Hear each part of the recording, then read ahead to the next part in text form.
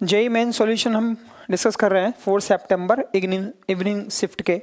इसमें question number 1 chemical equilibrium से है। इसमें ये कह रहा है कि A गिव्स B प्लस सी, इसका इक्विलिब्रियम कांस्टेंट K1 है। B प्लस सी गिव्स P, इसका इक्विलिब्रियम कांस्टेंट K2 है। A गिव्स P का इक्विलिब्रियम कांस्टेंट क्या होगा इन दोनों की? बहुत ही इजी क्वेश्चन है। अगर हम टारगेट इक्वेशन 3 लेना चाहते हैं तो हमें 1 और 2 को ऐड करना पड़ेगा। C से C कैंसिल, B से B कैंसिल, तो A गिव्स P आ जाएगा। अगर दोनों को ऐड कर रहे हैं तो इक्विलिब्रियम कांस्टेंट हमें निकालना पड़ेगा। कैसे? K equilibrium 1 into K equilibrium 2। अगर इन दोनों को ऐड करके कर रहे हैं तो इक्विलिब्रियम कांस्टेंट्स को हमको मल्टीप्लाई करना होता है। इससे देख सकते हैं कि इक्विलिब्रियम 1 जो वैल्यू आएगी वो हमारे पास क्या आ जाएगी? Concentration of B into concentration of C upon concentration of A into concentration of P upon concentration of B into concentration of C। Finally ये सब कैंसिल होके concentration of P upon concentration of A आ गया और यही इसका equilibrium constant का expression होगा, concentration of P upon concentration of A at equilibrium. Finally इसका आंसर जो अपने पास ऑप्शन अवेलेबल हैं उनमें कौन सा होगा? सेकंड ऑप्शन होगा। तो आंसर इसका आएगा 2। क्वेश्चन नंबर 2 थर्मोडायनेमिक्स से है। बहुत ही सिंपल क्वेश्चन है। इसमें इसके अंदर आइडियल गैस भरी हुई है और इसका प्रेशर 1 बार है, टेम्परेचर 298 केल्विन है और एक्सटर्नल प्रेशर 0 मैंने माना है क्योंकि वो कह रहा है कि वैक्यूम में एक्सपेंशन हो रहा है। अभी इसका वॉल्यूम V है, वैक्यूम में एक्सपेंशन को हम फ्री एक्सपेंशन कह सकते हैं, तो इसका वॉल्यूम 2V हो गया। ठीक है, फाइनली इसका 2V वॉल्यूम होने तक हमने इसको एक्सपेंशन किया है। तो वर्क डन कितना होगा? वर्क डन हम लिखते हैं P external V final minus V initial. तो क्योंकि P एक्सटर्नल की वैल्यू 0 है, माइनस ऑफ P एक्सटर्नल, तो क्योंकि P एक्सटर्नल की वैल्यू 0 है, final volume V initial volume तो हमें पता है कि वो फाइनल 2B तक पहुंच गया, लेकिन P एक्सटर्नल की वैल्यू 0 है, फ्री एक्सपेंशन है इसका मतलब, तो इसमें जो वर्क डन की वैल्यू आएगी वो 0 आएगी। तो इसका आंसर आ जाएगा 4। ठीक है। क्वेश्चन नंबर 3 पीरियोडिक टेबल का बहुत ही सिंपल क्वेश्चन है। इसमें ये पूछ रहा है the process that is not endothermic in the nature, जो एंडोथर्मिक नहीं है। तो फाइनली हम देख रहे हैं कि इलेक्ट्रॉन जब इसमें ऐड करेंगे अपन, तो डेफिनेटली इनर्ट गैसेस में जब हम इलेक्ट्रॉन ऐड करते हैं तो first electron gain enthalpy inert gases की क्या मानी जाती है? पॉजिटिव। इसका मतलब ये एंडोथर्मिक प्रोसेस है। हाइड्रोजन से H माइनस में कन्वर्ट हुआ है, तो हाइड्रोजन जो है वो नॉर्मल एलिमेंट है, इसकी जो फर्स्ट इलेक्ट्रॉन गेन एंथैल्पी होती है वो नेगेटिव होती है। इसका मतलब जब इसमें इलेक्ट्रॉन ऐड करेंगे तो एनर्जी रिलीज होगी। सोडियम से इलेक्ट्रॉन निकाला है, इसका मतलब आयोनाइजेशन है ये, तो आयोनाइजेशन एनर्जी जो भी होगी डेल्टा H, आयोनाइजेशन हमेशा कैसा होता है? पॉजिटिव, क्योंकि इलेक्ट्रॉन को निकालने के लिए हमें एनर्जी देनी पड़ेगी सोडियम के केस में। तो ये प्रोसेस डेल्टा H पॉजिटिव है, इसका मतलब ये प्रोसेस एंडोथर्मिक हुआ। ये एक्सोथर्मिक है। यहाँ सेकंड इलेक्ट्रॉन गेन एंथैल्पी है और हमेशा किसी भी एलिमेंट की सेकंड इलेक्ट्रॉन गेन एंथैल्पी हमेशा पॉजिटिव होती है।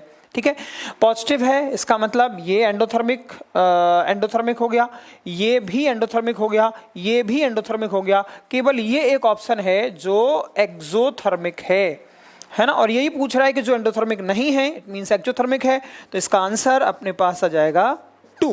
क्वेश्चन नंबर 4 की बात कर रहे हैं जो ऑक्टाहाइड्रल कंपाउंड कोऑर्डिनेशन कंपाउंड से है, जिसमें ऑक्टाहाइड्रल कॉम्प्लेक्स है। ये कोबाल्ट का कॉम्प्लेक्स आप देख पा रहे हैं COF3H2O3, और इसमें कह रहा है कि क्रिस्टल फील्ड स्प्लिटिंग कम है, पेयरिंग एनर्जी ज्यादा है। इसका मतलब अगर ये कम है तो हमें ये जो कंडीशन होती है, इस कंडीशन में हमें क्या करना होता है? अगर ये कंडीशन है तो इस कंडीशन के अकॉर्डिंग होती है नो पेयरिंग। इसका मतलब उसमें किसी तरह की कोई पेयरिंग नहीं होगी, कॉम्प्लेक्स में पेयरिंग नहीं होगी। और अगर कॉम्प्लेक्स में पेयरिंग नहीं होगी तो हम इसको सॉल्व करते हैं। फिर CFSE पूछ रहा है, CFSE ऑक्टाहाइड्रल कॉम्प्लेक्स के लिए ये फॉर्मूला होता है, ये माइनस ऑफ ये वैल्यू फॉर्मूला होता है, इसको अपन देखते हैं। अच्छा, कोबाल्ट यहाँ अगर देखा जाए तो +3 ऑक्सीडेशन स्टेट में है। ठीक है, अगर यहाँ कोबाल्ट की हम +3 ऑक्सीडेशन स्टेट का है तो कोबाल्ट का कॉन्फ़िगरेशन क्या हो जाएगा? नॉर्मल कोबाल्ट का कॉन्फ़िगरेशन होता है 3D7 4s2, तो 2s और 1d का निकलेगा। तो कोबाल्ट +3 का कॉन्फ़िगरेशन होगा 3D6 4s0। इसका मतलब D में 6 इलेक्ट्रॉन्स होंगे। अच्छा, इसकी स्प्लिटिंग की बात करें तो स्प्लिटिंग कैसी होती है ऑक्टाहाइड्रल में? ये देखो, इस तरह से ये 2 ऑर्बिटल्स जिनको अपन EG बोलते हैं, 2 ऑर्बिटल जिनको अपन EG बोलते हैं, ये तो होते हैं ऊपर और तीन ऑर्बिटल जिनको T2G बोलते हैं वो नीचे होती हैं। इस तरह की स्प्लिटिंग होती है, हम जानते हैं। ये इनका एवरेज एनर्जी रीजन है। यहाँ नीचे जो होता है ये -0.4 डेल्टा ओ, और इसकी एनर्जी थोड़ी ज़्यादा बढ़ती है तो ये होगा +0.6 डेल्टा ओ। ये इन दोनों का जो डिफरेंस है, एनर्जी डिफरेंस, इसको अपन ने डेल्टा ओ नाम दिया है। अगर यहाँ हमें पेयरिंग नहीं करनी है क्योंकि डेल्टा ओ की वैल्यू कम है, पेयरिंग ज़्यादा है, तो एनर्जी गैप कम होगा। इसके बेसिस पे हम कैसे लिखेंगे T2 इसमें 1 2 3 4 5 6। इसका मतलब इसका कॉन्फ़िगरेशन जो निकल के आएगा वो आएगा T2G 1 2 3 4 2 1 1 EG11. This is the configuration of in this given field structure. ये F3 और H2O का जो लिगेंड फील्ड है उसकी इस कंडीशन के बेसिस पे हम इसकी पेयरिंग नहीं करते हुए ये लिखेंगे। अब इसमें अगर हम CFSE के बारे में देखें तो CFSE कैसे निकालेंगे, देखो -0.4 delta O into N T2G। T2G में कितने इलेक्ट्रॉन्स हैं, देखो 4 इलेक्ट्रॉन है तो हमने 4 से मल्टीप्लाई कर दिया, plus 0.6 delta O into EG में 2 इलेक्ट्रॉन्स हैं, प्लस ये N होता है number of extra pair of electrons. तो एक्स्ट्रा पेयर ऑफ इलेक्ट्रॉन्स यहाँ बिल्कुल नहीं है। कैसे नहीं है? अगर हम कोबाल्ट का जनरल इलेक्ट्रॉनिक कॉन्फ़िगरेशन देखते, जनरल इलेक्ट्रॉनिक कॉन्फ़िगरेशन, वो भी मैं आपको यहाँ पर बता देता हूँ। देखिए 1 2 3 4 1 2 3 4 5 और 6, इससे ये स्प्लिटिंग हुई है। तो यहाँ पहले से ही एक पेयर है तो यहाँ भी एक पेयर है, तो एक्स्ट्रा पेयर कुछ भी नहीं बना है, इसलिए number of pair 0 into P pairing energy. तो फाइनल यहाँ से जो वैल्यू आएगी 16 0.4 डेल्टा O। तो 0.4 डेल्टा O इसकी वैल्यू आ जाएगी। इसके बेसिस पर इसका जो आंसर निकल के आएगा वो आएगा -0.4 है फोर्थ ऑप्शन में। इसका मतलब फोर्थ ऑप्शन सही माना जाएगा। हेलो बच्चों, हम बात कर रहे हैं 4 सितंबर 2020 जेई मेंस का ऑर्गेनिक केमिस्ट्री जो इवनिंग में हुआ था, टाइम 3 PM to 6 PM। उसके अंदर हम ऑर्गेनिक पार्ट डिस्कस करने वाले हैं बेटा। सबसे पहले हम बात कर रहे हैं क्वेश्चन नंबर 5 की। बच्चों, पहला ही क्वेश्चन जो ऑर्गेनिक का था वो केमिस्ट्री इन एवरीडे लाइफ से था और उसमें पूछा गया था कि टरफेनाडाइन, इसको सेल्डान भी बोलते हैं, ये डर गए बेटा, इसमें क्या एक्शन है, इसके बेस पे क्वेश्चन आया था। एनसीईआरटी से क्वेश्चन है, टरफेनाडाइन या सेल्डान ये एक एंटीहिस्टामाइन ड्रग है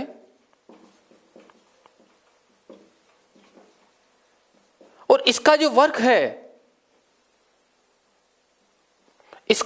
है ये इनहिबिट करता है एक्शन ऑफ हिस्टामाइन रिसेप्टर। तो ये एनसीईआरटी से क्वेश्चन है बेटा और ये ऑप्शन है इसका, तो इसका करेक्ट आंसर होगा third. An alkaline earth metal M readily form water soluble sulfate। Actually alkaline earth metal है तो M+2 होगा, तो इसका MSO4 होगा, हाइड्रोक्साइड MOH होल ट्वाइस होगा, ऑक्साइड MO होगा। इनकी कुछ इंफॉर्मेशन दे रखी है कि ये जो वाटर सल्फेट है ये कैसा है, वाटर सोल्यूबल है, hydroxide water and water insoluble ये है हाइड्रोक्साइड, ठीक है। और ऑक्साइड जो है this is stable to heat as well as it does not have rock salt structure.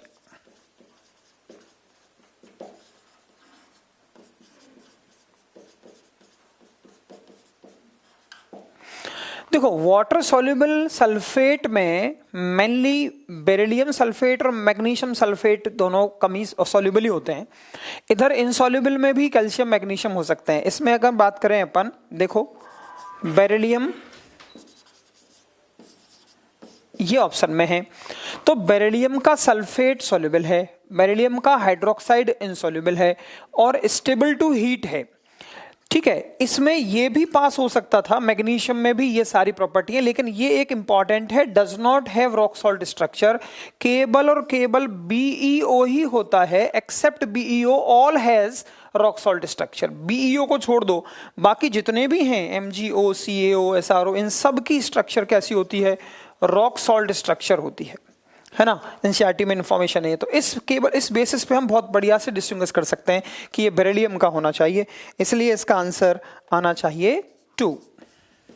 तो इंफॉर्मेशन बेस्ड क्वेश्चन है, water insoluble, soluble, water insoluble, stable to heat and does not have rock salt structure. इन सब इंफॉर्मेशनों को लेते हुए अगर हम चलें तो बेरिलियम ही इनमें पास हो रहा है, इसीलिए इसका आंसर 2 है। बाकी और ये क्योंकि एमजीओ, सीईओ और एसआरओ की स्ट्रक्चर रॉक सॉल्ट स्ट्रक्चर होती है, जबकि इसकी रॉक सॉल्ट नहीं होती है। इंफॉर्मेशन बेस्ड क्वेश्चन है। क्वेश्चन नंबर 7 में पूछ रहा है, जो कि केमिकल बॉन्डिंग से कहेंगे हम, the reaction in which the hybridisation of the underline atom is affected is.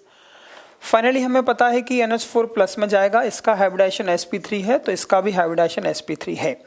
इसकी बात करें अपन तो XCF3 प्लस बनेगा और SbF6 माइनस बनेगा।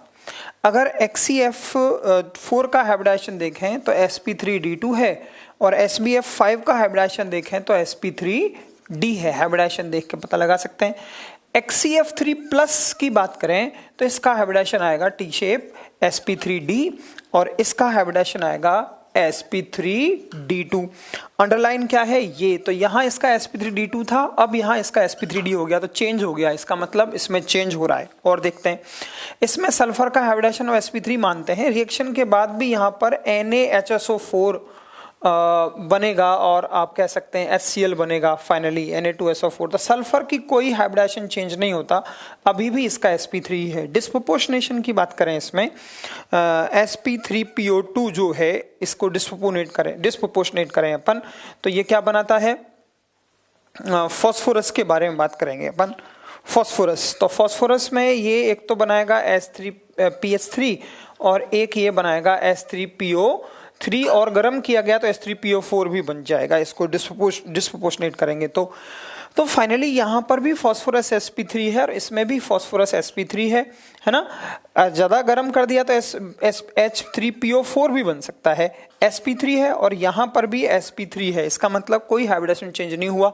इसका आंसर मेरे पास निकल के आएगा 2nd।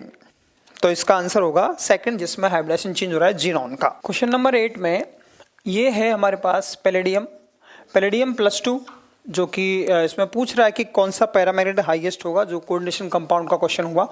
4d8 हमें पता है कि 4d8 है तो ये एक स्क्वायर प्लेनर कॉम्प्लेक्स होगा और स्क्वायर प्लेनर कॉम्प्लेक्स में कोई भी अनपेयर्ड इलेक्ट्रॉन नहीं होंगे, क्योंकि सारे के सारे पेयर्ड होंगे। अगर स्क्वायर प्लेनर की स्प्लिटिंग के बेसिस पे इनको अरेंज करेंगे तो all are paired, therefore this is diamagnetic complex होगा। ये डायमैग्नेटिक कॉम्प्लेक्स है। इसी तरह से इसमें देखें, एक अनपेयर्ड इलेक्ट्रॉन होगा, इसमें n की वैल्यू 1 होगी, ठीक है। यहां पर देखते हैं अब अपन कोबाल्ट +5 और ये हमें पता है कि ऑक्सिलेट जो होता है वो +5 भी हो गया है, कह भी रहा है डेल्टा वो ज्यादा है तो पेयरिंग हो जाएगी। अगर पेयरिंग होगी तो इसका कॉन्फ़िगरेशन क्या होगा? T2G211 Eg00, इसका मतलब अनपेयर्ड इलेक्ट्रॉन इसमें 2 हैं। ये सारे स्ट्रॉन्ग लिगेंड हैं, दिख रहा है, तो इसका कॉन्फ़िगरेशन होगा T2G222 Eg00, सारे पेयर्ड हो गए, अनपेयर्ड इलेक्ट्रॉन 0 है। ये डायमैग्नेटिक, इसमें एक अनपेयर्ड इलेक्ट्रॉन, इसमें 2 अनपेयर्ड इलेक्ट्रॉन। पैरामैग्नेटिक हाईएस्ट फिर किसमें होगा? 3rd। तो इसका आंसर जो मेरे पास निकल के आएगा वो होगा 3rd। नेक्स्ट क्वेश्चन बेटा 9th क्वेश्चन में क्या किया है? एनिलीन लिखा हुआ है और पैरा पे CH3 है। इसकी रिएक्शन पहले स्टेप में NaNO2HCl 0 से 5 डिग्री सेंटीग्रेड, आप जानते हैं बेंजीन डायजोनियम क्लोराइड बन जाएगा। बहुत ही पॉपुलर कंपाउंड, बहुत ही पॉपुलर रिएक्शन। फिर अगले स्टेप में क्या लिखा हुआ है? Cu2Cl2 प्लस HCl, सेंडमियर, गटरमेन, ये सब आपने सुना है। N2 बाहर निकल जाता है, Cl आ जाता है, तो ये आपको क्लोरो और पैरा पे मिथाइल वाला प्रोडक्ट मिल गया। अगले स्टेप में बेटा इसमें लिखा हुआ है Cl2H अगर सनलाइट लिखा हुआ है तो ये फ्री रेडिकल रिएक्शन है। ये रिएक्शन sp3 कार्बन पे होगी, यहाँ पे sp3 कार्बन ये है, H हटेगा, Cl लगेगा, फ्री रेडिकल रिएक्शन है, फ्री रेडिकल सब्स्टिट्यूशन बोल सकते हैं। तो यहाँ पे बेटा CH2Cl आ गया। कहीं बच्चों ने यहाँ पे बेंजीन पे Cl+ जोड़ दिया होगा, तो ध्यान दीजिए यहाँ से इलेक्ट्रोफाइल नहीं मिला है, ये फ्री रेडिकल रिएक्शन है। तो इस तरह की बातें आपको पता होनी चाहिए बेटा। अगले स्टेप में लिखा हुआ है Na ड्राई ईथर ये भी बहुत ही पॉपुलर वुड्स रिएक्शन, ये वुड्स रिएक्शन है। देखो काफी सारा यूज हुआ है, एनिलीन के चैप्टर से आया है, फिर यहाँ पे अल्केन से, फिर वुड्स रिएक्शन आ गया। तो आप जानते हो वुड्स रिएक्शन में क्या होगा, दो मॉलिक्यूल मिल जाएंगे, ऐसे दो मॉलिक्यूल होंगे और ये वाला Cl निकल जाएगा, तो CH2 और दूसरे मॉलिक्यूल का CH2 इस टाइप से, ये दोनों आपस में सिग्मा बॉन्ड बना लेंगे, यहाँ पे Cl रह जाएगा, यहाँ Cl रह जाएगा। तो इसका आंसर होगा बेटा 3। कोलाइड का क्वेश्चन है, क्वेश्चन नंबर 10। ये कह रहा है रेड इंक है और रेड इंक में हमारे पास क्या है, इओशिन डाई है, ठीक है, और हमारे पास क्या है इसके अंदर, एग वाइट और HCHO फॉर्मल्डिहाइड एंड वाटर, ठीक है।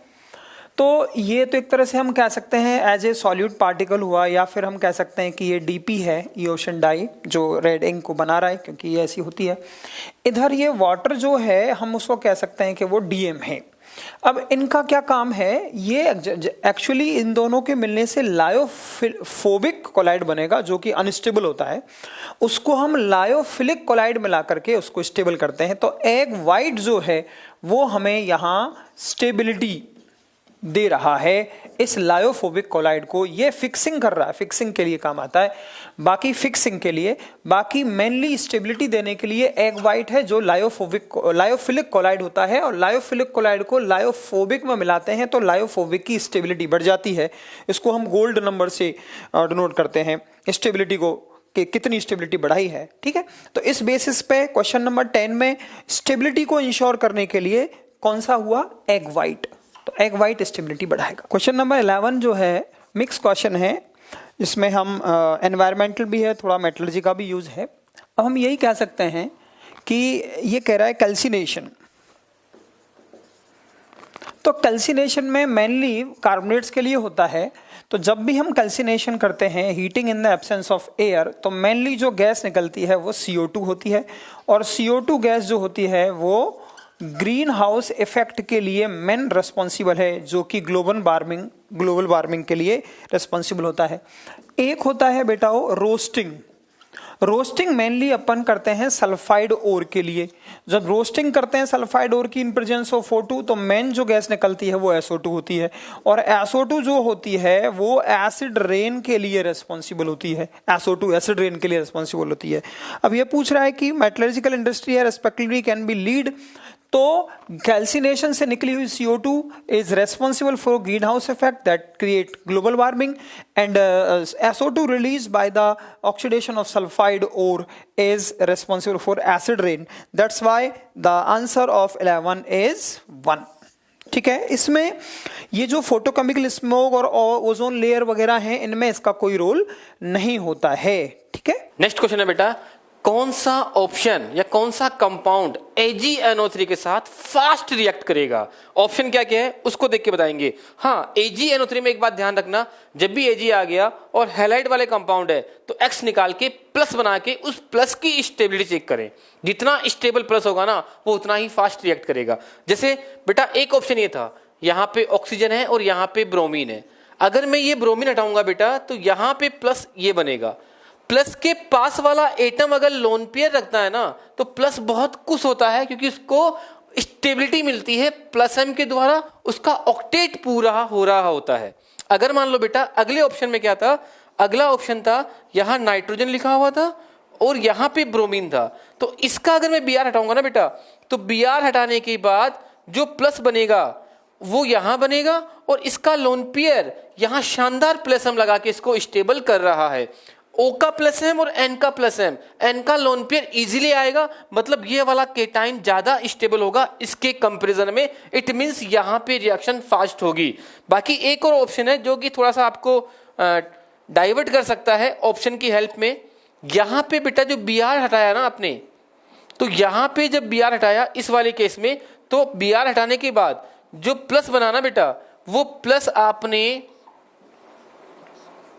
यहां बनाया, तो आपको लग रहा होगा सर यहां भी प्लस एम लग रहा है, लेकिन बेटा ये प्लस एम इधर भी तो इसका लोन पेयर बेंजीन के साथ भी रेजोनेंस कर रहा है, यानी इसका लोन पेयर क्रॉस कॉन्जुगेशन कर रहा है, मतलब इधर भी बीजी है, तो उतना फास्ट इसको प्लस एम नहीं मिलेगा, यानी बेस्ट जो केटाइन होगा वो ये वाला होगा। एक और ऑप्शन है जहां पे केटाइन नाइट्रोजन से बहुत दूर बनेगा तो उसका लोन पेयर उसको नहीं मिल पाएगा, इसलिए वो उस ऑप्शन की बात नहीं कर रहा हूं, तो सबसे बढ़िया ऑप्शन ये वाला होगा, तो आपका आंसर आएगा सेकंड। क्वेश्चन नंबर 13 में कह रहा है the molecule in which hybrid MO involve only 1 d orbital of the central atom. ठीक है, तो इसका अगर हम हाइब्रिडाइजेशन देखें तो वो होगा DsP2 स्क्वायर प्लेनर स्ट्रक्चर। इसका हाइब्रिडाइजेशन देखें तो वो होगा बेटाओ D2sp3। इसका हाइब्रिडाइजेशन क्या होगा sp3d2, और इसका भी हाइब्रिडाइजेशन होगा sp3d2। इस बेसिस पे अगर इनको अपन देखें तो इसमें केवल एक ही डी जिसमें इन्वॉल्व है वो है ये वाला, इस वाले में केवल एक डी इन्वॉल्व है, बाकी सब में दो डी इन्वॉल्व हो रहे हैं, इसलिए इसका आंसर आएगा ओनली 1। आंसर आएगा इसका 1 क्वेश्चन नंबर 13 का। नेक्स्ट क्वेश्चन बेटा 14 नंबर क्वेश्चन पूछ रहा है कि किसमें CCl बॉन्ड लेंथ शॉर्टेस्ट होगी। तो क्वेश्चन के ऑप्शन क्या है, शॉर्टेस्ट वर्ड का ध्यान दीजिए आप, शॉर्टेस्ट बॉन्ड लेंथ, यानी यहां पे जो ऑप्शन थे बेटा, एक था CH3Cl, एक था आपके पास में CS3 डिग्री वाला हैलाइड, और एक आपके पास में ये वाला विनाइल क्लोराइड। प्यारे बच्चों, बॉन्ड ऑर्डर बढ़ने से बॉन्ड लेंथ घटती है, यहां C और Cl बॉन्ड की बात कर रहा हूं मैं, तो यहां पार्शियली डबल बॉन्ड करैक्टर आ रहा है, मतलब बॉन्ड ऑर्डर बढ़ रहा है, मतलब बॉन्ड लेंथ कम हो रही है। बाकी यहां बिल्कुल नहीं है, यहां बिल्कुल नहीं है ऐसा। अगर मैं इसी तरह इस कंपाउंड के बारे में बात करूं तो यहां भी ऐसा नहीं है, इसका लोन पेयर कॉन्जुगेशन में नहीं है। तो सबसे shortest bond length, carbon chlorine bond length पूछिए तो सबसे बढ़िया आंसर ये होगा, इसलिए आपका आंसर आएगा 3rd। नेक्स्ट क्वेश्चन बेटा 15 नंबर क्वेश्चन थोड़ा सा डिफरेंट टाइप की रिएक्शन को यूज किया गया है। सबसे पहले हम बात कर रहे हैं, एसिटिलीन की रिएक्शन करवाई गई है बेटा LiNH2, NaNH2 या LiNH2 आप जानते ही हैं, Li प्लस और NH2 माइनस एसिड बेस कर लेगा, sp कार्बन पे लगा हुआ हाइड्रोजन एक्टिव होता है, ट्रिपल माइनस बन गया। अगले स्टेप में बेटा यहाँ पे क्वेश्चन में ब्रोमीन एंड आइसोप्रोपाइल, ये आपके पास 2 डिग्री हैलाइड है, रिएक्शन होगी SN2, Br बाहर हो गया, SN2 रिएक्शन हो गई, स्ट्रॉन्ग एनायनिक अटैक हुआ है, आपके सामने जो प्रोडक्ट बना है यहाँ पे C ट्रिपल बॉन्ड CH आ गया। अब नेक्स्ट स्टेप में इन्होंने क्या किया, HgSO4 डाइल्यूट H2SO4, ये क्या करता है, अल्काइन पे पानी का मोलिक्यूल जोड़ता है, अल्काइन पे पानी का 1 मोल ऐड होता है, फिर वो टोटोमेरिज्म कर लेता है। अगर HgSO4 है, मार्कोनिको पे अकॉर्डिंग जोड़ना, तो यहाँ देना OH, यहाँ देना H, जब यहाँ OH देंगे तो यहाँ डबल बॉन्ड वाले कार्बन पे OH होगा, वो टोटोमेरिज्म कर लेगा तो C डबल बॉन्ड O बन जाएगा। यानी हम डायरेक्ट इसको लिख सकते हैं बेटा, ऐसे डायरेक्ट हम लिख सकते हैं, यहाँ पे COCH3 आ गया। मैंने क्या किया बेटा, यहाँ पे यहाँ OH दिया, यहाँ H दिया और एक पाई बॉन्ड हटा दिया, तो डबल बॉन्ड पे OH और H लगा दिया, फिर डबल बॉन्ड पे OH इनोल टोटोमेरिज्म कर लेगा तो वो C डबल बॉन्ड O बन जाएगा, ये CH3 बन जाएगा। अब बच्चों में इसकी रिएक्शन करवा रहा हूँ NaBH4 के साथ। NaBH4 क्या करेगा बेटा, इसको रिडक्शन कर देगा, रिडक्शन करने के बाद कीटोन बन गया अल्कोहल, अल्कोहल बन गया बेटा। अब इसमें H2SO4 ऑब्लिक हीट किया गया बेटा, तो आपको पता है ये रिएक्शन इवन है, आपको पता होना चाहिए, OH हटाओ प्लस बनाओ शिफ्ट कराओ। तो प्यारे बच्चों यहां पे आप सबसे पहले OH हटा देंगे इसका, तो ये OH हटा दिया बेटा, ये प्लस बना दिया, इसको यहां शिफ्ट करवा दीजिए, 1,2 हाइड्राइड शिफ्ट करवा दीजिए बेटा इसको। जैसे ही मैंने यहां शिफ्ट करवाया प्लस यहां बन गया। अब मुझे प्लस के पास वाले कार्बन से H निकालना है, प्लस के पास वाले कार्बन से H निकालना है। मेरे पास बहुत सारे H है लेकिन मुझे मेजर प्रोडक्ट बनाना है, मुझे सेटजेब एल्कीन बनानी है, तो मुझे यही H निकालना होगा ताकि प्रोडक्ट सेटजेब एल्कीन बने। तो बेटा मेरे पास जो आंसर आएगा वो ये वाला आएगा, ये फाइनल प्रोडक्ट होगा। देखो बच्चों मैं वापस एक्सप्लेन कर रहा हूं एक बार फिर। मैंने क्या किया बेटा, यहाँ पे LiNH2 के साथ एसिड बेस करवाया, नेगेटिव बनाया, SN2 करवाया, पानी जोड़ा, टोटोमेरिज्म करवाया, रिडक्शन करवाया, फिर हमने E1 करवाया। मल्टी स्टेप रिएक्शन है, बहुत ही बढ़िया क्वेश्चन है, सिंपल है, इजी है। इस तरह की बातें हम क्लास में जनरली करते भी हैं। क्वेश्चन नंबर 16 डी ब्लॉक का क्वेश्चन है और इंफॉर्मेशन है इसमें। ये पहला स्टेटमेंट कह रहा है कि पूछ रहा है कौन से ABC स्टेटमेंट से कौन से स्टेटमेंट सही हैं। ठीक है, करेक्ट इनकरेक्ट स्टेटमेंट कौन से, सॉरी इनकरेक्ट स्टेटमेंट पूछ रहा है। ये कह रहा है tungsten 6th + 6 is more stable then chromium +6। तो ये बिल्कुल सही स्टेटमेंट है।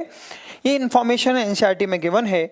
अगर हम क्रोमियम +6 की बात करें, मॉलिब्डेनम +6 की बात करें और टंगस्टन +6 की बात करें तो नीचे जाने पर स्टेबिलिटी बढ़ती है ना। हमको इसको ऐसे एक्सप्लेन कर सकते हैं कि इसका क्रोमियम का +6 एक बहुत बढ़िया ऑक्सीडाइजिंग एजेंट होता है Cr2O72-, लेकिन ये जो होते हैं ये ऑक्सीडाइजिंग एजेंट नहीं होते +6 में। इसका मतलब ये स्टेबल है। तो ये कह रहा है कि tungsten +6 is more stable. It is correct, incorrect नहीं है, ये स्टेटमेंट करेक्ट है। तो ये आंसर नहीं होगा। ठीक है, तो इसको टिक तो नहीं लगाते, अपन कह देते हैं बस ये करेक्ट स्टेटमेंट है, इट इज करेक्ट। ठीक है, ये स्टेटमेंट करेक्ट है। अब इसकी बात करें, in the presence of HCl permanganate titration provide satisfactory result, this is incorrect. ये जो स्टेटमेंट आपके पास आ रहा है ये इनकरेक्ट स्टेटमेंट है। क्यों? क्योंकि HCl की प्रेजेंस में परमैंगनीट टाइट्रेशन सेटिस्फैक्टरी नहीं होती। इसलिए नहीं होती क्योंकि जो परमैंगनीट आयन होता है वो Cl- खुद से रिएक्शन करके Cl2 और Mn2+ में कन्वर्ट हो जाता है। इसलिए जो टाइट्रेशंस में वॉल्यूम का जो रिजल्ट आएगा वो volume of if HCl is used to create acidic medium, then the volume of K1O4 used is more than expected because some K1O4 used to oxidize some reagent also as well as Cl- also। तो Cl- इससे reaction कर लेगा, हम चाहते हैं कि reaction ना हो, इसीलिए हम H2SO4 काम में लेते हैं। तो HCl जो है उससे सेटिस्फैक्टरी रिजल्ट नहीं आता है। ठीक है, तो ये इनकरेक्ट है। Some lanthanides oxide can be used as a phosphor का मतलब जो लुमिनेसेंट होते हैं, लुमिनेसेंट जो होते हैं चमकते हैं जो, तो ये बिल्कुल सही बात है कि कुछ लैंथेनाइड्स के होते हैं जिसमें एक्टिवेटर्स होते हैं या जिसमें इलेक्ट्रॉन्स वगैरह के ट्रांजिशन की वजह से वो मतलब विजिबल लाइट इमिट करते हैं, फॉस्फोर की तरह काम करते हैं, लुमिनेसेंट होते हैं।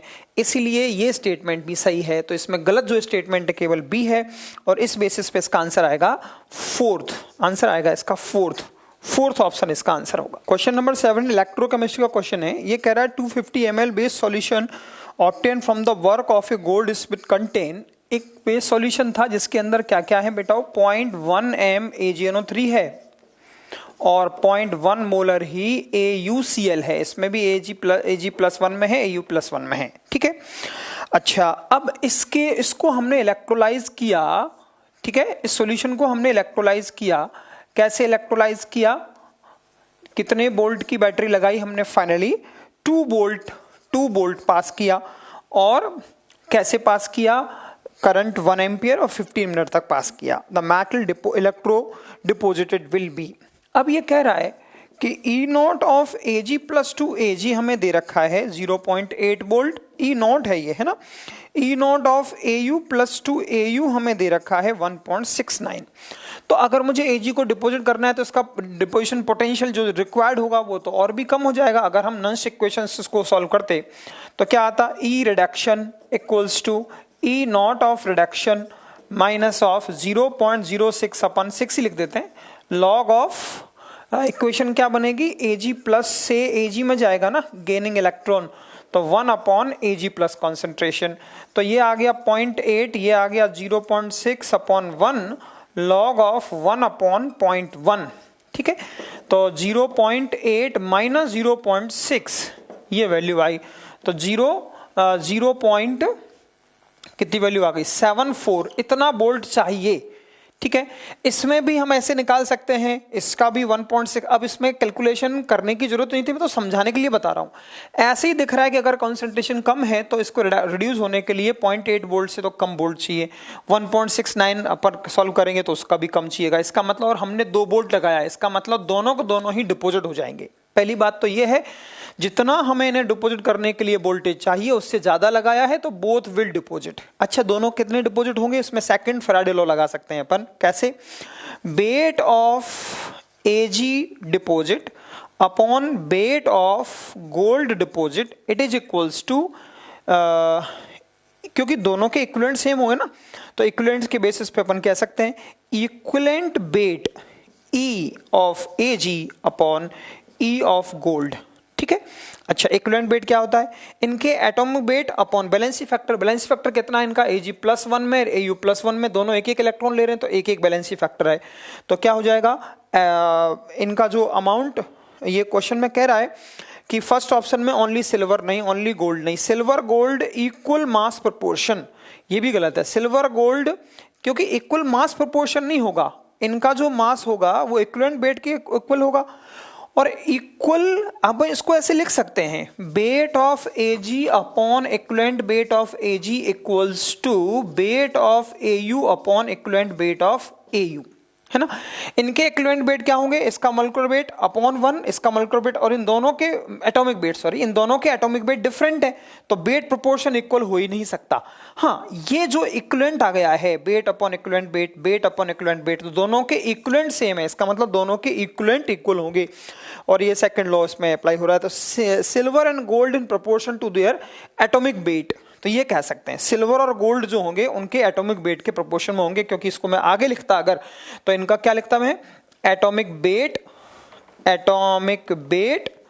Of Ag upon atomic weight of gold, इनकी वैलेंसी फैक्टर 1, इसका भी बैलेंस फैक्टर 1, तो दोनों जो वेट जो प्रोपोर्शन होगा वो उनके एटॉमिक वेट के प्रोपोर्शन में होगा, या फिर दोनों के इक्विवेलेंट्स इक्वल होंगे। अब ये इक्विवेलेंट इसमें बात नहीं की है, तो इसमें डायरेक्ट एटॉमिक वेट की बात की है, तो आंसर आएगा इसका 4th, तो 17 का आंसर 4th है। क्वेश्चन नंबर 18 की बात कर रहे हैं बेटा।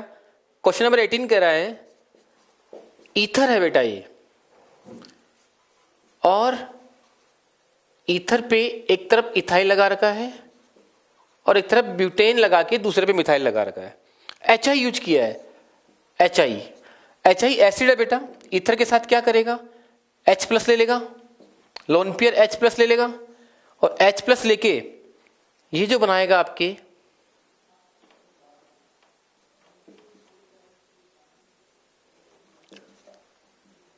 ये प्लस बना दिया आपने, इधर इथाइल लगा दिया।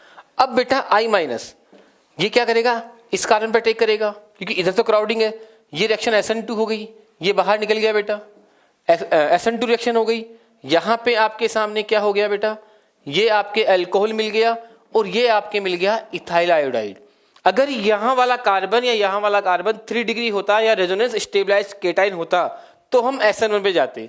यहां पे ऐसा कुछ नहीं है, SN2 पे जाएंगे, SN2 पे ये भी 1 डिग्री, ये भी 1 डिग्री, लेकिन हम इधर इसलिए टेक करेंगे क्योंकि इधर क्राउडिंग कम है, इधर यहां क्राउडिंग थोड़ी ज्यादा है। अब क्वेश्चन केवल अल्कोहल के बारे में पूछ रहा है, वो केवल अल्कोहल को लेके आगे जा रहा है। अल्कोहल की रिएक्शन उसने H2SO4 के साथ हीट करवाया है। बहुत सारे क्वेश्चन में H2SO4 हीट आ रहा है। फिर आ गया बेटा E1 में क्या होगा? वही बात, OH हटाओ, प्लस बनाओ, आपने यहां प्लस बनाया, शिफ्ट करवाइए, आप 1,2 हाइड्राइड शिफ्ट करवा देंगे, 1,2 हाइड्राइड शिफ्ट करवाने के बाद प्लस यहां आ गया। अब आपके पास 2 टाइप के बीटा H हैं, तो आप ये वाला H निकालना बेटा, क्योंकि यहां से बनने वाली एल्कीन सेटजेप एल्कीन होगी। तो आपका आंसर होगा 2 मिथाइल ब्यूट 2ईन। नेक्स्ट क्वेश्चन बेटा 19 नंबर क्वेश्चन है। क्वेश्चन क्या कह रहा है? एल्डिहाइड यूज किया है आपके सामने, इसकी रिएक्शन इन्होंने NaBH4 के साथ करवाई। NaBH4 केवल एल्डिहाइड कीटोन हैलाइड वाले कंपाउंड को और इमीन को रिड्यूस करता है, डबल बॉन्ड को नहीं करेगा। तो यहां पे प्यारे बच्चों डबल बॉन्ड अपनी जगह रहेगा, ये बन गया CH2OH बन गया बेटा। फिर मैंने यहां पे क्या यूज किया? SOCl2 यूज किया। तो SOCl2 क्या करता है? OH हटाइए, Cl लगाइए, तो यहां पे हम क्या करेंगे? CH2CH CH2Cl बन गया, ये आपके पास क्लोराइड आ गया। फिर एरो पे, नेक्स्ट एरो पे बेंजीन के साथ एनहाइड्रस AlCl3 यूज किया है। फ्रीडल क्राफ्ट अल्काइलेशन होगा, ये Cl हटेगा, प्लस बन जाएगा, ये Cl हट जाएगा, प्लस बन जाएगा, और बेंजीन पे इसको जोड़ देंगे, बड़े आराम से फ्रीडल क्राफ्ट रिएक्शन होगी, CH2CH डबल बॉन्ड CH2 आ गया। फिर इसके बाद बेटा DBr, HBr की तरह DBr यूज कर सकते हैं। मार्कोनी को एडिशन होगा, इलेक्ट्रोफाइल यहाँ H+ है, कार्बोकेटाइन बनेगा, रीअरेंजमेंट अगर करवाएंगे, रीअरेंजमेंट अगर होगा तो हम करवाएंगे। तो यहाँ पे सबसे पहले हमने क्या किया बेटा, बेंजीन, और यहाँ पे हमने क्या किया, यहाँ प्लस बनाया। मार्कोनी को अपने क्या कहा, डी या एच वहां जाएगा, उस डबल बॉन्डेड कार्बन पे जाएगा जहां एच ज्यादा है, तो यहाँ पे हमने प्लस बनाया। अब ये प्लस यहां से यहां आना चाहेगा, क्यों, क्योंकि आप जानते हैं रेजोनेंस स्टेबलाइज केटाइन बनेगा। तो हम यहाँ 1,2 हाइड्राइड शिफ्ट करेंगे प्यारे बच्चों।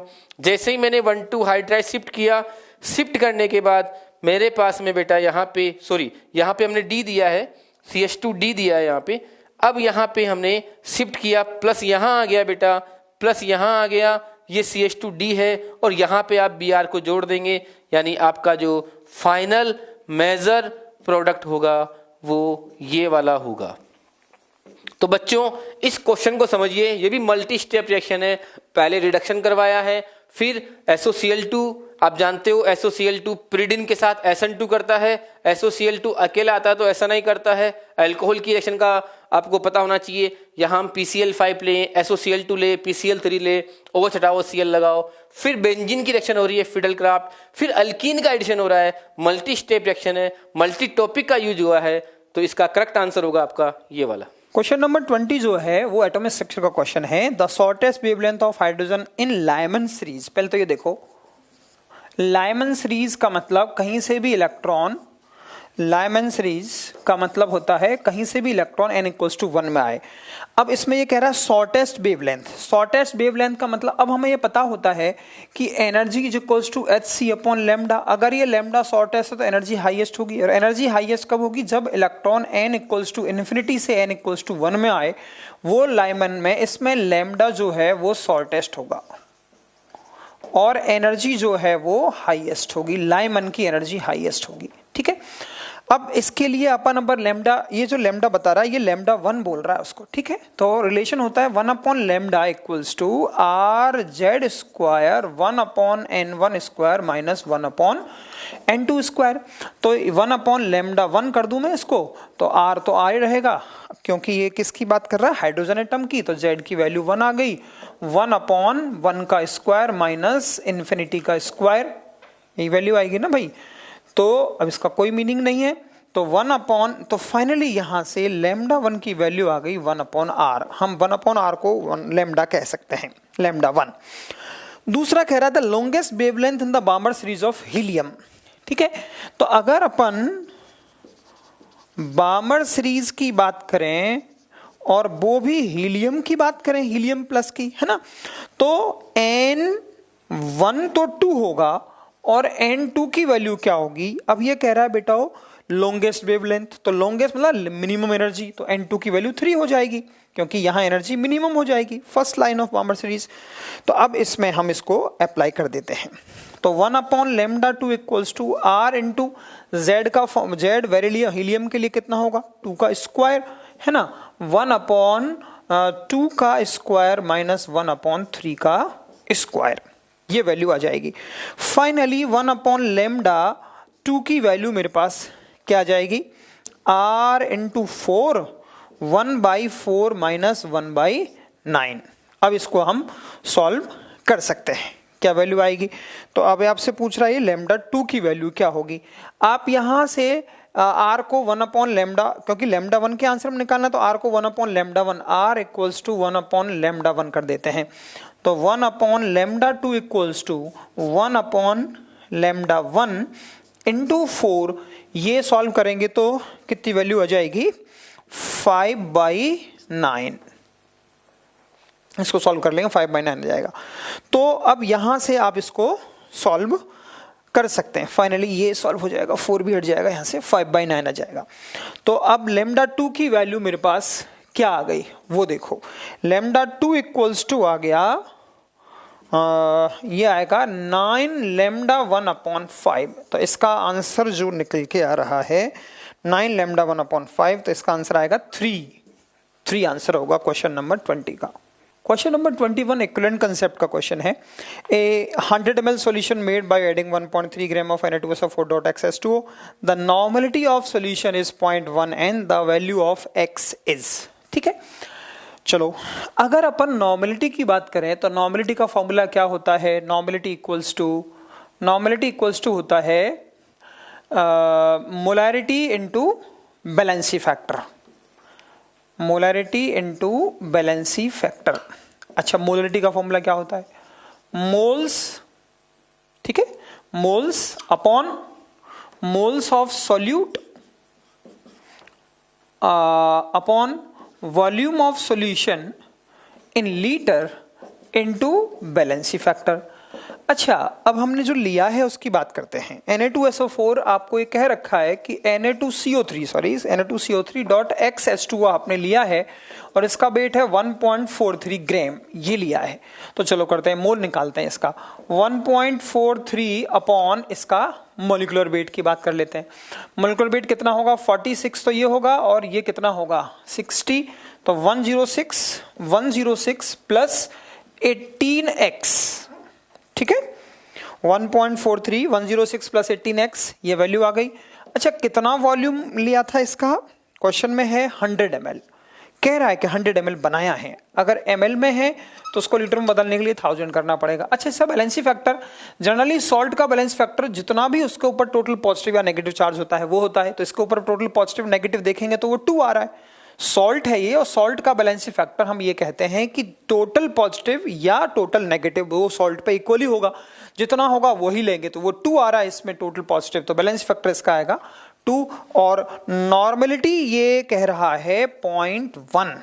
अब आप इस इक्वेशन में देख सकते हैं, फाइनली केवल और केवल हमारे पास एक ही अननोन है ना। तो इसको अपन हटा देते हैं, तो क्या वैल्यू आ गई मेरे पास? मल्टीप्लाई कर देते हैं।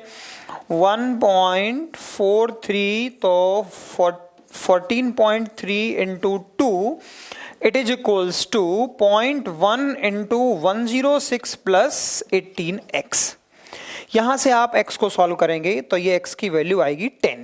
When solve the value of x is 10, और अगर वैल्यू ऑफ x 10 आता है इसका मतलब इसका आंसर 10 है। सिंगल इंटीजर क्वेश्चन है, इंटीजर क्वेश्चन है, तो 10 आंसर होगा। क्वेश्चन नंबर 22 में ऑस्मोटिक प्रेशर ऑफ NaCl, एक सॉल्यूशन लिया आपने NaCl का, कंप्लीट डिसोसिएशन है, और वो है 0.1 atm, ठीक है, ऑस्मोटिक प्रेशर है इसका।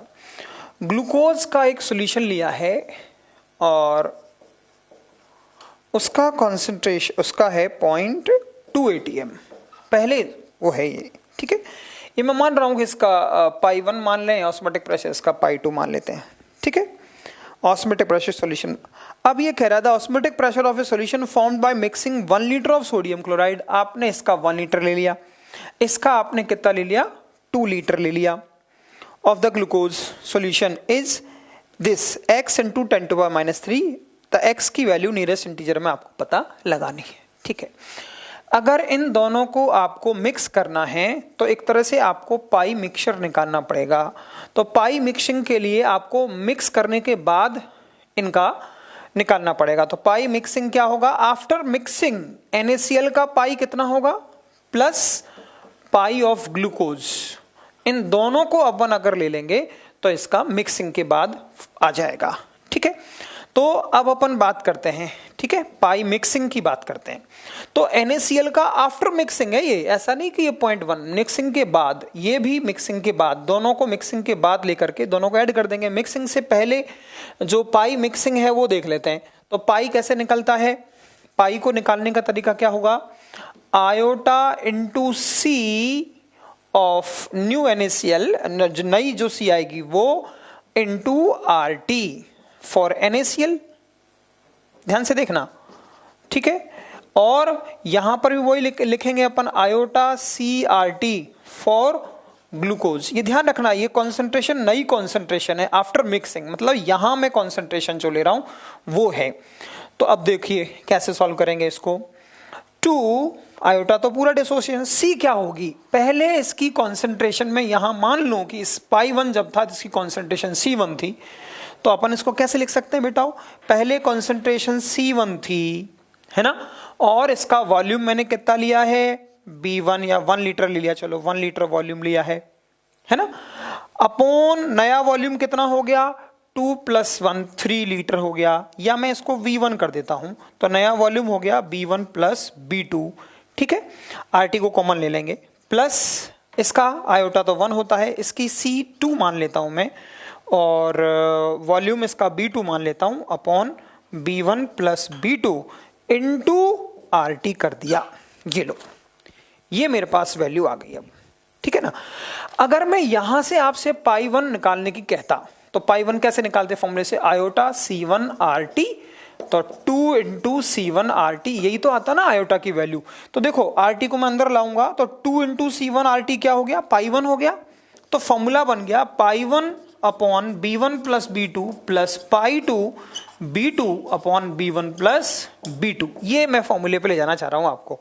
डायरेक्ट इससे C निकाल के फिर वैल्यू पुट करके इसकी बजाय मैं फॉर्मूले पे ले आया, फॉर्मूला आ गया ये मेरे पास।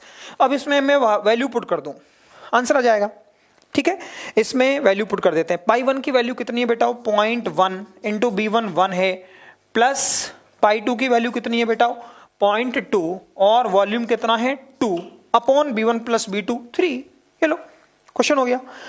अगर आप इसको पूरा सॉल्व करेंगे तो हमारे पास जो जिस टर्म में ये आंसर चाह रहे हैं उस टर्म में वैल्यू जो आएगी वो आएगी, इसको सॉल्व कर लेते हैं। तो इसको ये मेरे पास आ गया अपने पास पाई मिक्सचर, तो मैं इधर लिख देता हूं इसको। पाई मिक्सिंग जो मेरे पास आया ये कितना आ गया 0.1 0.4, तो 0.5/3 है ना। तो इसको मैं लिखता हूं 5/3 इंटू 10 टू पावर -1, तो वैल्यू आएगी 1.6666 into 10 to power -1।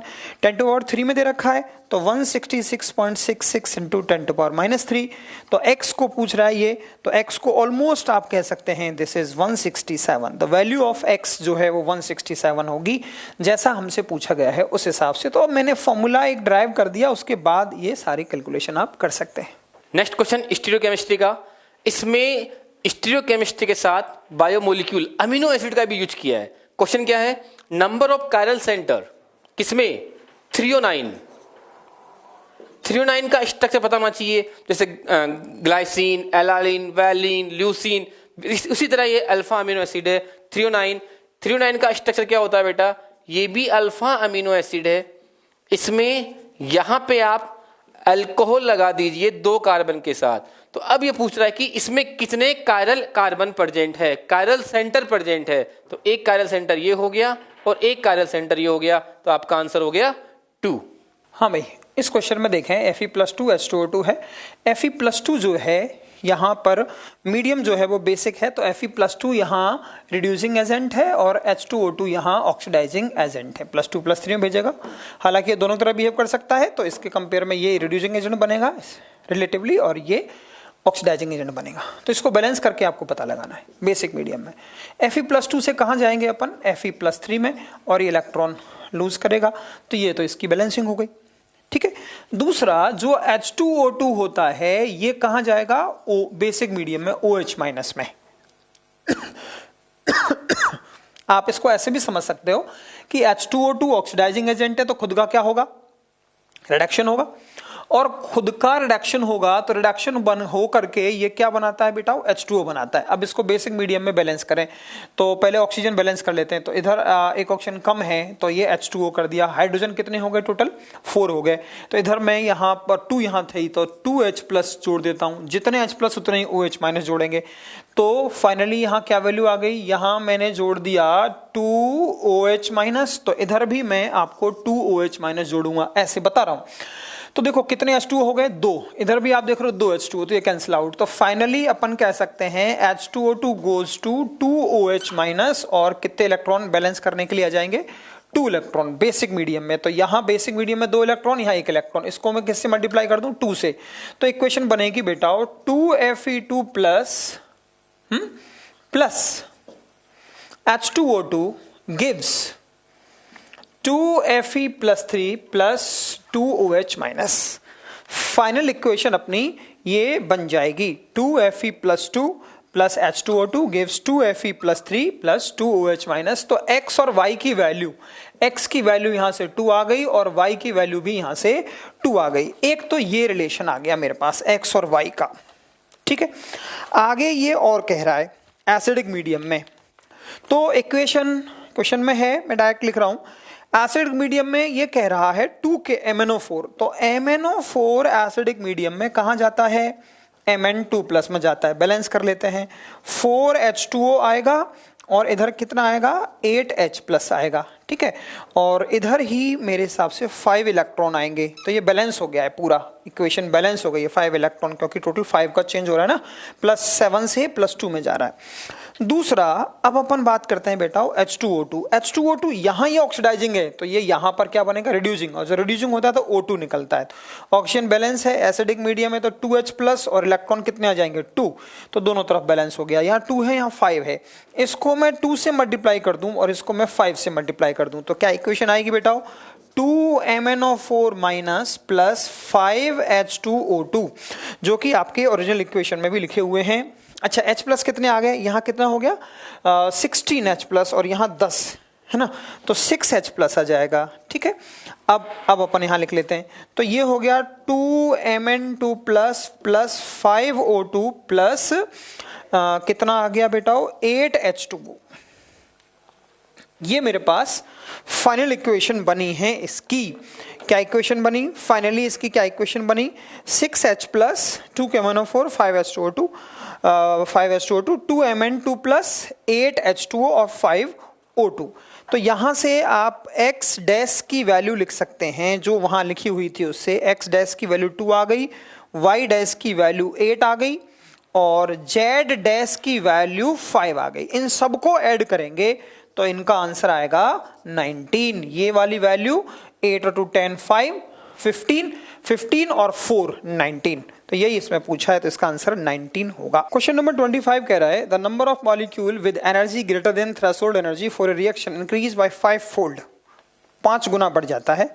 With the temperature increase, जब हम टेम्परेचर इंक्रीज कर रहे हैं कितने से, 27 डिग्री सेंटीग्रेड से 42 डिग्री सेंटीग्रेड तक कर रहे हैं, तो उसका जो क्या कह सकते हैं, molecule having energy greater than threshold, वो बढ़ गया है ना। तो अगर ये बढ़ गया इसका मतलब K बढ़ गया। अगर मैं यहां पर कहूं कि ये K1 है और इसको मैं कहूं K2 है ना, तो K2 की जो वैल्यू है वो 5K1 के इक्वल हो गई, तभी तो रेट 5 टाइम्स या मॉलिक्यूल, क्योंकि थ्रेशोल्ड एनर्जी वाले मॉलिक्यूल बढ़ने का मतलब K बढ़ना होता है। हमें पता होता है कि K इज इक्वल्स टू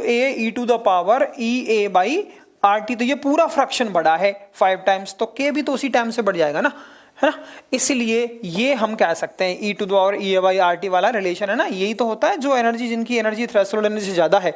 तो अगर ये रिलेशन बढ़ गया तो K की वैल्यू 5 टाइम्स बढ़ गई, तो इसका मतलब K2 की वैल्यू 5K1 के इक्वल है, ठीक है।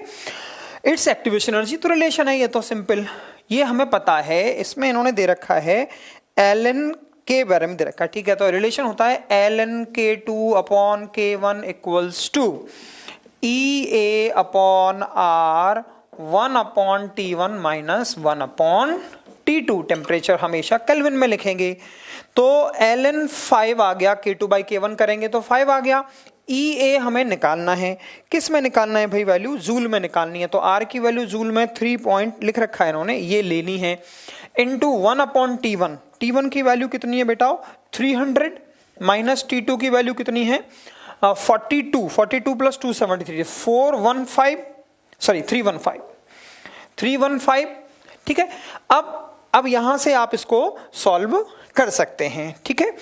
EA ln 5 की वैल्यू उन्होंने दे रखी है कितनी 1.6094, तो पूरी लेनी पड़ेगी, 8.314 इंटू 300 माइनस, तो ये 15 आ गया, 15 अपॉन 300 इंटू 315। यहां से इस पूरी इक्वेशन को, कैलकुलेशन तो है, सॉल्व करना पड़ेगा। तो जो EA की वैल्यू अपने पास आती है इसको सॉल्व करने के बाद, वो आती है 84297.47, 84297.47 वैल्यू आएगी जूल पर मोल में। तो यही इसका आंसर है, और NTA ने भी यही आंसर दिया है 97, ये वाला नहीं है। बाकी इस तरह से हम कह सकते हैं कि ये इसका आंसर आएगा। सिंपल केमिकल काइनेटिक्स का क्वेश्चन है, थोड़ी सी कैलकुलेशन जरूर है।